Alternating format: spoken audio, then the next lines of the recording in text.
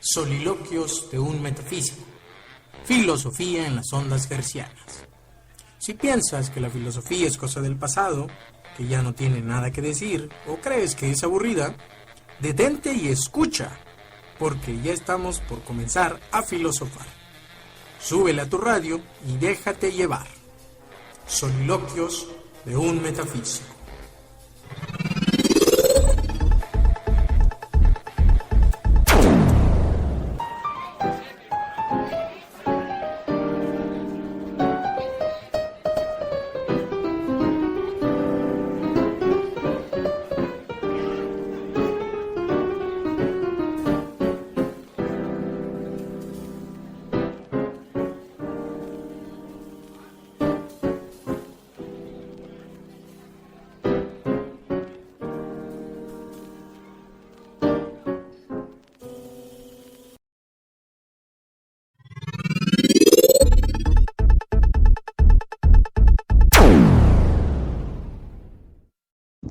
Bueno, buenos días, estamos aquí en la Universidad Autónoma del Estado de México. Hoy nos toca platicar con una personalidad, un investigador de aquí, de México, que ha trabajado pues temas de filosofía, tiene amplia experiencia en la docencia, en la investigación. Nos referimos al doctor Roberto Andrés González, que bueno, en su haber tiene muchas publicaciones, y quiero comentarles que él es doctor en filosofía por la UNAM, profesor investigador de la Facultad de Humanidades de aquí, de la Universidad Autónoma del Estado de México, y las líneas que él desarrolla, aunque nos las va a explicar ahorita, pues son la epistemología, la metafísica, y bueno, tiene en su haber diversos libros, artículos en revistas especializadas, su bibliografía y bueno, su producción científica, filosófica es bastante, y hoy nos ha dado un espacio de su apretada agenda para platicar con nosotros y saber aquí en Soliloquios de Metafísico pues cuál es su trabajo, qué es lo que él investiga, qué hace pues un filósofo de verdad, que es lo que en este programa tratamos de llevar a la sociedad. Y bueno, en ese sentido, pues quiero agradecer al doctor. Doctor, muchas gracias por el tiempo. Buenas tardes, aquí a la orden. Muy bien, para que sepan los que nos escuchan, quisiera hacerle unas preguntas muy breves, y pues yo sé que la claridad nos va a alumbrar lo que hace su trabajo y la filosofía. En ese sentido, para que lo conozcan un poquito más, ¿cuáles son las áreas de la filosofía en que ha incursionado? Bueno, yo me desenvuelvo ante todo en dos áreas. Una es la antropología filosófica y la otra es la epistemología. Sin embargo, pues esa exploración me ha permitido que discurra por otras disciplinas afines y necesarias, tales como son la ética, tales como son la metafísica, como son la teoría del conocimiento, la filosofía de la ciencia. Digamos que el cultivo de estas dos líneas de investigación me han permitido conocer también todos estos ámbitos, encontrando que el meollo o el foco de atención en el cual se reúnen las diferentes posibilidades temáticas, curiosamente es en el ser del hombre, porque cuando nosotros preguntamos, bueno, ¿dónde se funda la posibilidad del conocimiento? Tenemos que atender de alguna u otra manera en el sujeto cognoscente, y eso nos permite regresar de nueva cuenta pues hacia de donde se genera y donde se produce el mismo conocimiento, ¿no? Eso también nos permite explorar otras posibilidades, como es las cuestiones éticas que están pues en boga y que a veces pasan a tornarse en unas ciertas modas, pero finalmente como que nos obliga a regresar una y otra vez hacia el estado de nosotros mismos. Yo en ese sentido pues estoy muy pues muy contento en el sentido espiritual de la palabra, en el sentido vocacional del término, porque este tema me ha permitido ir construyendo diferentes estudios y ir publicando diferentes obras que pues exponen a la crítica pública y que creo que han sido aceptados en mayor o menor medida, y que pues, uno está construyendo su propio camino, ¿no? Creo que la filosofía ante todo es eso, la búsqueda de la apertura de un camino, con el riesgo, eso sí, con el riesgo de ser desafortunado esa vereda, pero también juntamente con ese riesgo, si uno no se arriesga, pues tampoco le llega lo que salva, la gracia, pues no llega a nosotros si es que no nos arriesgamos. En ese sentido, yo me siento pues comprometido con esa búsqueda y la he explorado por esos caminos. Entre mis trabajos que he publicado que tienen que ver con el ser del hombre, pues he tratado de ir tomado de la mano de autores viejitos.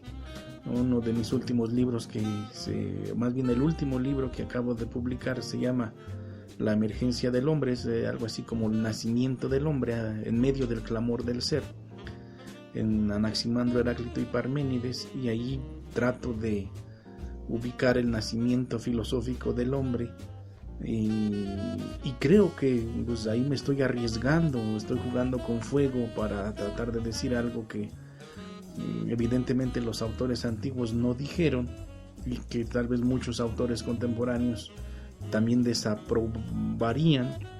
Sin embargo, pues nuestra postura es esa, de que el nacimiento filosófico del hombre se puede datar a partir de esos autores, y eso es lo que pues he intentado rescatar, he intentado mostrar para pues manifestar que pues nuestro tiempo está en crisis, y que si no volteamos a mirarnos hacia nuestro interior y si no tenemos como referencia ese contexto en el cual nos desenvolvemos, y si no tenemos cuidado de nuestro mundo, pues nosotros podemos avanzar definitivamente hacia una debacle, ¿no? Hacia la autodestrucción, hacia el autoaniquilamiento. Creo que en el fondo de nuestros genes pues no se quiere eso. Respecto a mis trabajos de ontología, yo puedo mencionarles un texto que publiqué en el 2011, que se llama Escorzos de Ontología.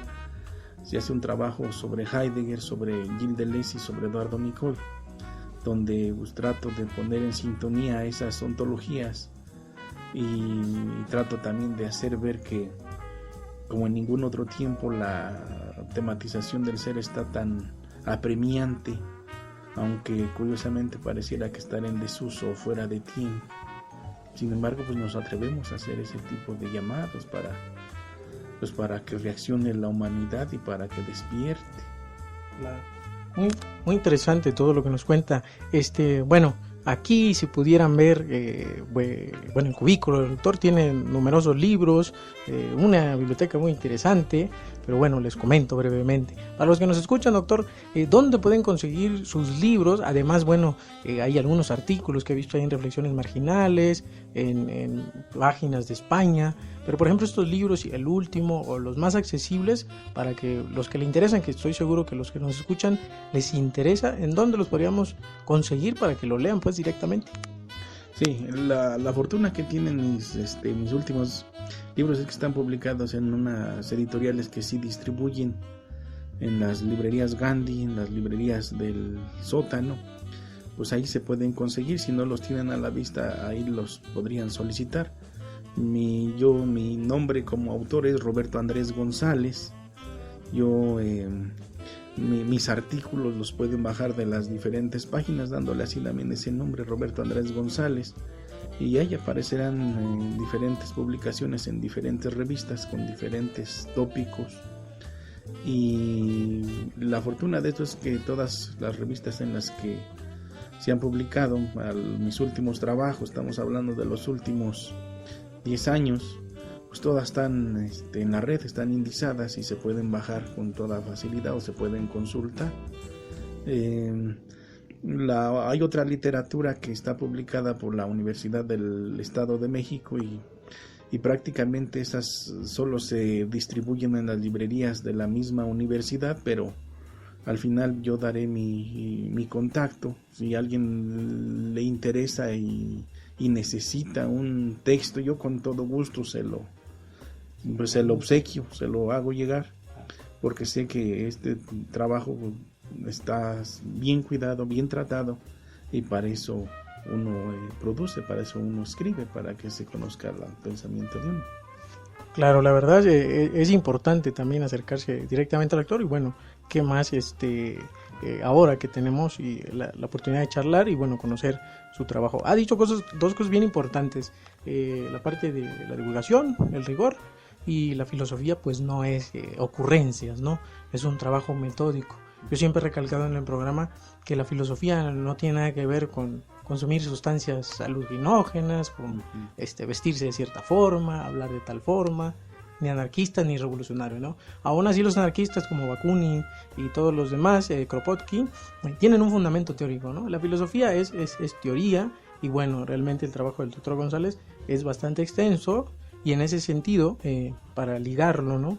De sus reflexiones que ha hecho, ¿de qué manera cree que la filosofía aporta a nuestra sociedad? Porque nos ha comentado lo de antropología, algo de ética, algo de ontología. ¿De qué manera aporta la filosofía a la sociedad?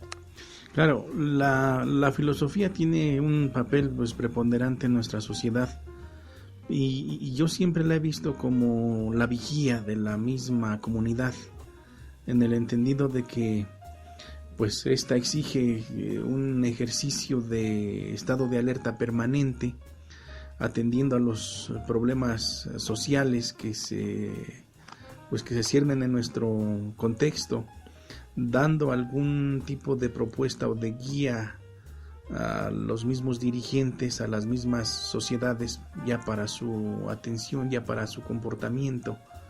Porque si nosotros a veces dejamos o desatendemos este tipo de sugerencia que la filosofía nos está dictando, podemos caer en el exterminio, en la aniquilación.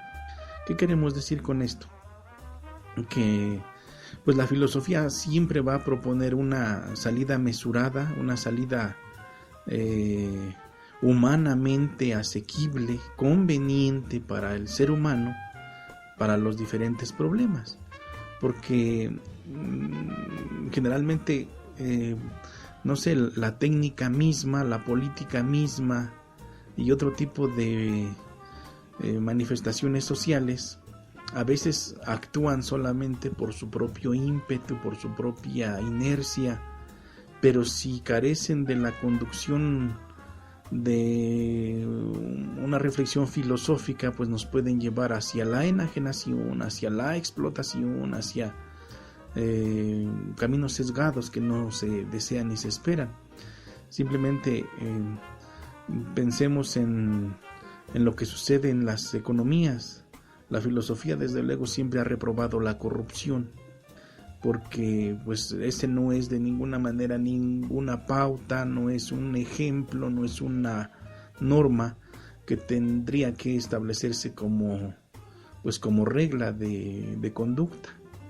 Y eso siempre lo ha estado diciendo la filosofía desde los mismos griegos. Sin embargo, no se le está haciendo caso, y cuando no se le hace caso vemos solamente las consecuencias. ¿Cuáles son las consecuencias? Pues una sociedad muy débil.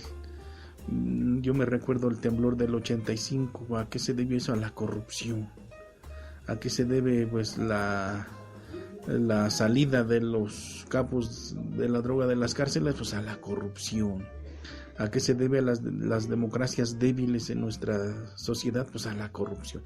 O sea, ese tipo de pautas que la filosofía siempre ha estado exhibiendo y que siempre ha estado delatando, pero por no hacerles caso, pues estamos pagando una serie de consecuencias muy adversas.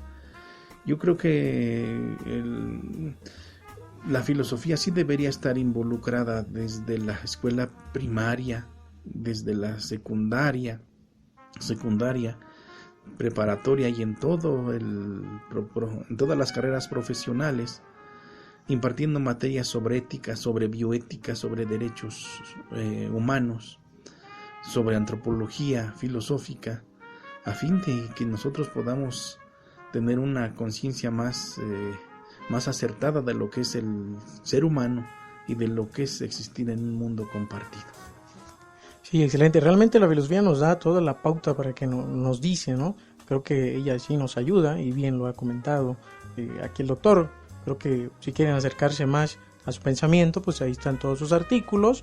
Ya nos ha dicho, ¿no? Ahorita nos dará su contacto para que aquel interesado, pues le mande un correo. El doctor es muy accesible, muy amable y bueno, le pueden escribir si así lo quieren al email rushlogo@yahoo.com.mx. Luego yo se los pongo aquí en la descripción del canal para que lo tengan. Y bueno, es el profesor investigador de aquí de la Universidad Autónoma.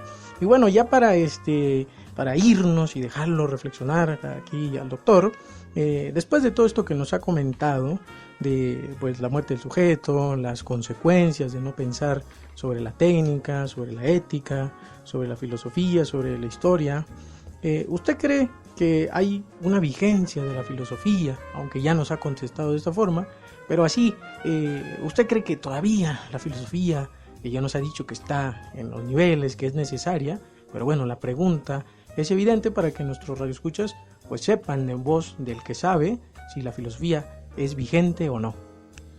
Pues la filosofía marca un nuevo inicio de la era del despliegue del espíritu.